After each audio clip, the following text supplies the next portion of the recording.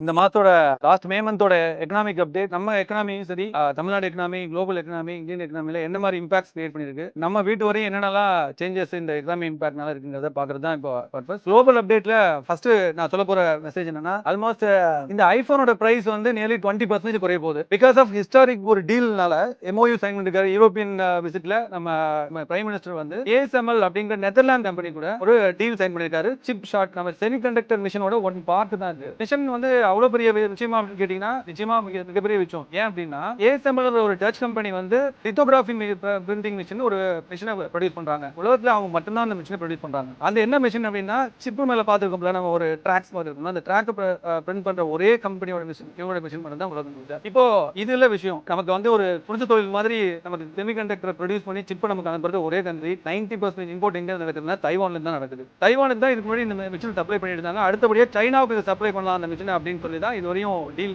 Run ஆயிட்டு இருந்துச்சு அமெரிக்காவோட இன்ஃப்ளூயன்ஸ்னால. இப்போ அந்த லித்தோகிராஃபிக் மிஷின் அந்த யூனிக் மிஷினை வந்து சைனாவுக்கு கொடுக்கறத பிளாக் பண்ணிட்டு இந்தியாவுக்கு அதை கொடுக்கறதுக்காக எம்ஓயு தான் இது. நியர்லி இது $11 பில்லியன் நம்ம வந்து சைனாவுக்கு ஆயிருக்கு. எம்ஓயு இந்த குஜராத்தில் டாடா எலக்ட்ரானிக்ஸ் கூட இந்த பிளான்ட் வந்து போட்டாங்க அப்படின்னா சைனாவுக்கு ஆல்டர்னேட்டிவா ஆல்ரெடி நமக்கு டாடா எலக்ட்ரானிக்ஸ் இருக்கட்டும் இல்ல ஃபாக்ஸ்கான் பெகட்ரான் இதெல்லாம் என்ன கம்பெனி கேட்டீங்கன்னா இந்த ஐபோன் அசம்பிளி பண்ற மிஷின் கம்பெனிஸ் நம்ம சென்னையில தமிழ்நாட்டில் இருக்கிற கம்பெனிஸ். ஸோ சைனாவுக்கு ஆல்டர்னேட்டிவா ஆல்ரெடி அவங்க இந்தியாவுக்குள்ள வந்துட்டாங்க. ஒன்லி சிப்பு மட்டும் தான் நமக்கு ப்ராப்ளமா இருந்துச்சு. இப்போ அதுக்கும் அதுக்கான எம்ஓயு சைன் ஆயிடுச்சு. சைனாவுக்கு டேம் ஷோரா ஒரு ஆல்டர்னேட்டிவ் வைபிள் ஆப்ஷனா இந்தியா இருக்க போகுது இந்த அக்ரிமெண்ட்னால.